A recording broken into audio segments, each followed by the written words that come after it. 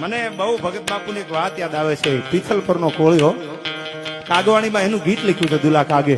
કાગવાણીના હાથ ભાગમાં પિથલ પરનો નાનુડા નામનો કોળી અને ફિરંગી દરિયા માથે રાજ કરવા આવેલા અને ફિરંગીનો મધ્યાહન તપતો હતો અને એમાં એક કોળીની દીકરી માથે ફિરંગીએ નજર બગાડી ભાઈ.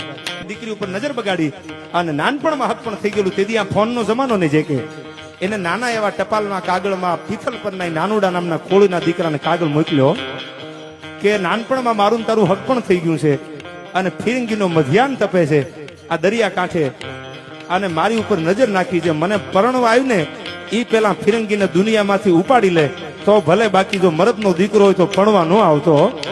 ટપાલ વાંચી ભાઈ. આમ કાગબાપુએ લખ્યું છે આમાં. અન ભાઈ હાંઠિયાના ત્રીજા પાહલા જેવો જમિયો લઈ પિથલ પરનો નાનુડો નીકળ્યો ભાઈઓ.